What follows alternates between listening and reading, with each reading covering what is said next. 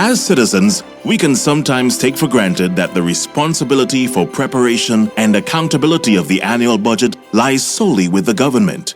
It is only on budget day that we may become interested in the presentation to see how it will affect us in a positive or negative way for the next year and beyond.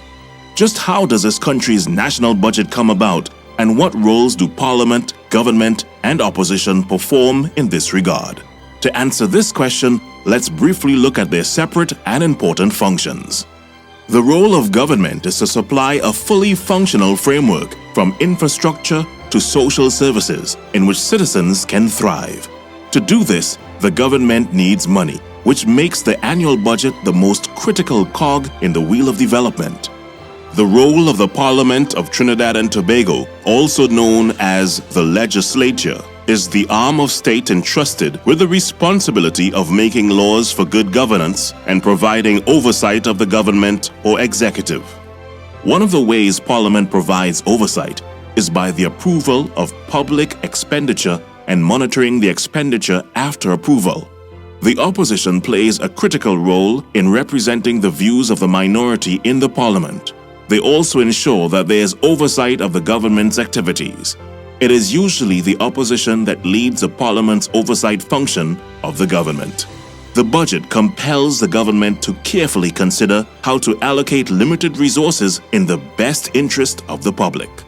It essentially identifies all revenues and expenses, laying out a plan of financial activity for the government's fiscal year, which in Trinidad and Tobago runs from October 1st to September 30th.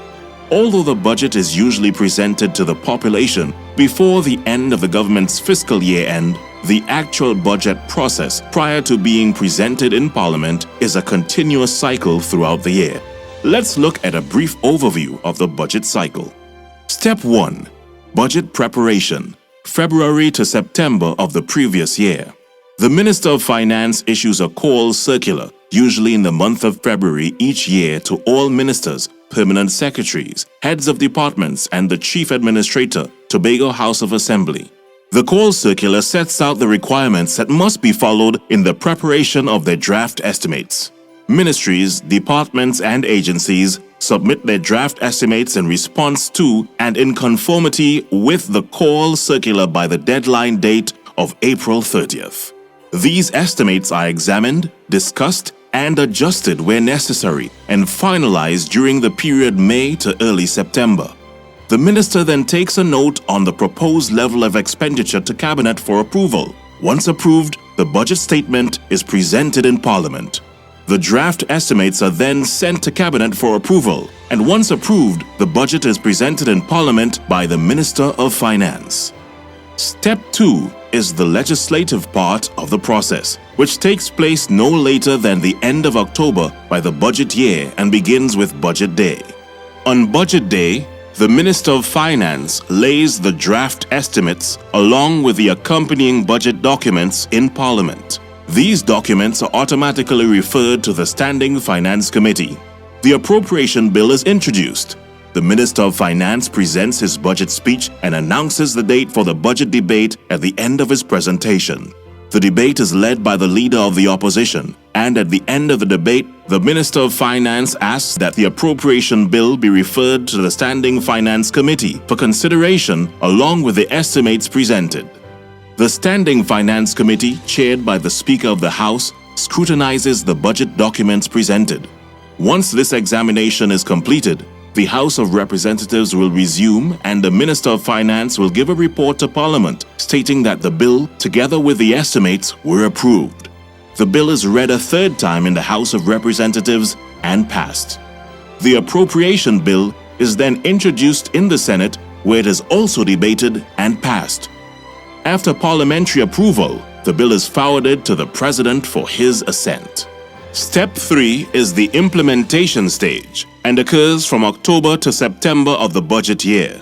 This is where funds are released to the ministries and departments by the Ministry of Finance.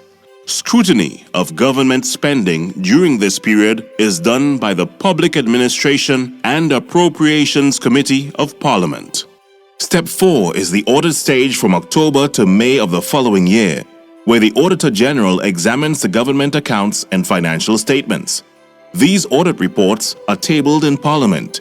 Exchequer and Audit Act Chapter 6901, Sections 25, 1 and 3. Step 5 is the review stage from June and July of the following year.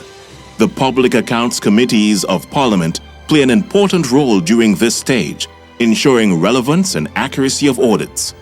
Parliament and its various committees examines and monitors the ministries, departments, statutory authorities, and state enterprises with a view to improving the quality of services delivered to the population and ensuring that government always remains effective and accountable. Therefore, Parliament plays an essential part in the accountability of government.